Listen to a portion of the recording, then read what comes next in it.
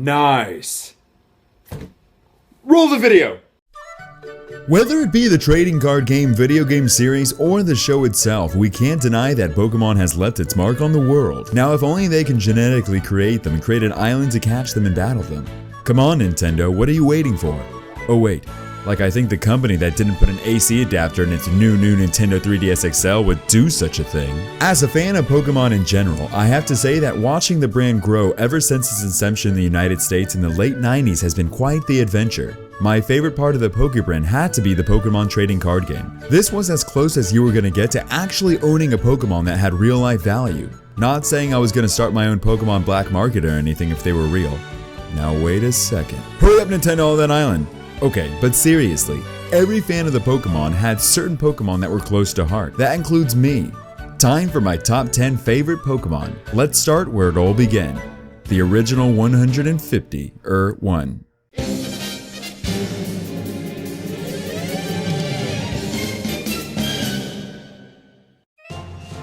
Holy heck, if anyone says they wouldn't be scared if they saw this cut people like cutting through melted butter flying scissors, they be lying. Scyther begins this list because Scyther not only is a cool name, but Scyther's forearms get sharper when cutting through hard metals. How the heck does that even happen? Who cares, because it's awesome. I love Scyther in the show with its high-pitched way they shout their name, as well as their appearances in the Mewtwo movie features. The card wasn't too special when it made its appearance in the Fossil series, however it was still a holographic, so that's cool in my book. Whether it be catching a picture at the beach level in Pokemon Snap or catching it in the Pokemon Game Boy series, Scyther can slice and dice better than a Benihana chef. Just don't wear your favorite red shirt in front of a Scyther.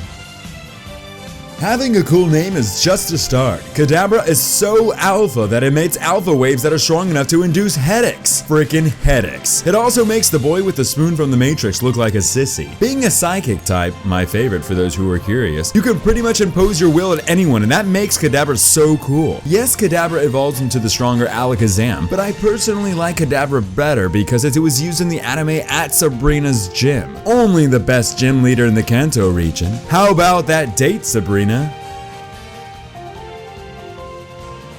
Cool name unless you find out what it means in Spanish, but hey, I'm not judging. Besides having one of the coolest base set cards, Zapdos can freaking cause thunderstorms just by flapping its wings. And who says we're gonna suffer through droughts? While this Pokemon is pretty rare, hence not really any major appearances, it's still one of the 3 legendary birds, making it bad arse.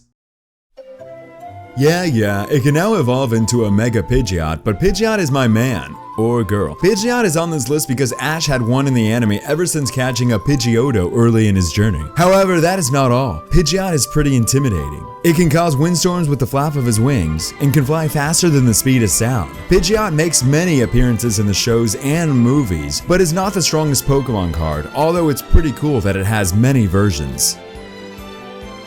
Calling all guys or girls out there to want to make your ex jealous. Now's your chance with Ditto. Ever want to go out with Brad Pitt? Boom! Ditto is your chance. Not into Brad Pitt? Okay. Boom! Jessica Alba. Okay, you have to admit if you had a Ditto, you know you transform one into your favorite person.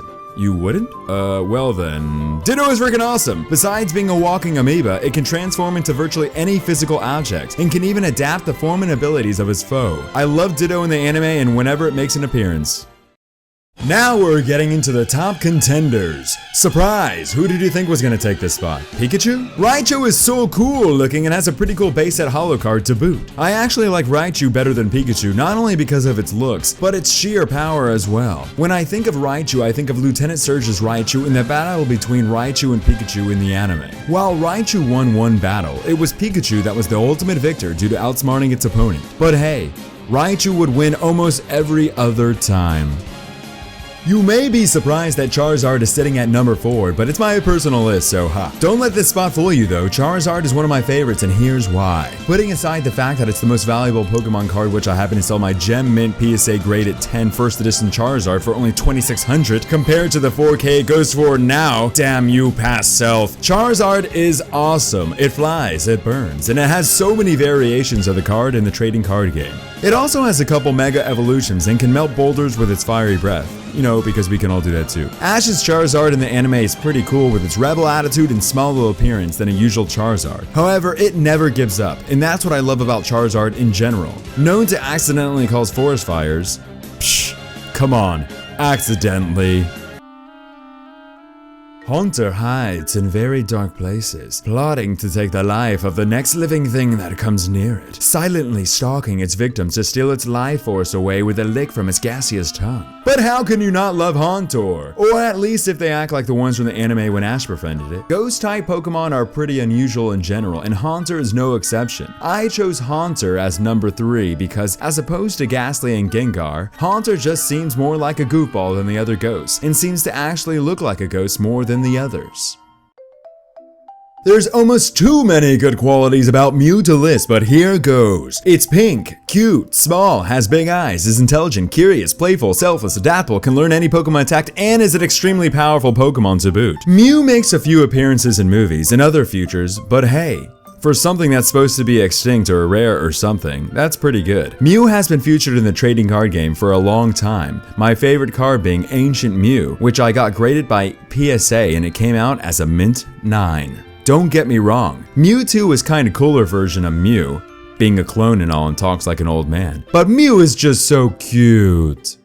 Back in Pokemon Red and Blue, you had a choice to pick one of the ultimate 3 starter Pokemon that all other starter Pokemon would never be as cool as. My pick? Well, Squirtle, of course. Besides basically just being a turtle, Squirtle has a cool name and its evolution line was pretty sick. I grew fond of Squirtle in particular because of the anime show and how Ash's Squirtle was pretty much the coolest dude there ever was. It was a frickin' turtle wearing sunglasses. No, Squirtle isn't too strong considering it's just a beginner Pokemon, but if I had to choose one Pokemon that would be by my side through thick and thin, it would be a Squirtle.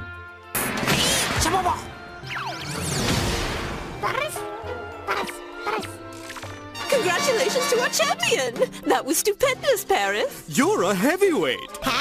Thanks for watching! If you enjoyed the video, please leave a like and be sure to subscribe to my channel for more. Also, comment below on your top 10 favorite Generation 1 Pokemon.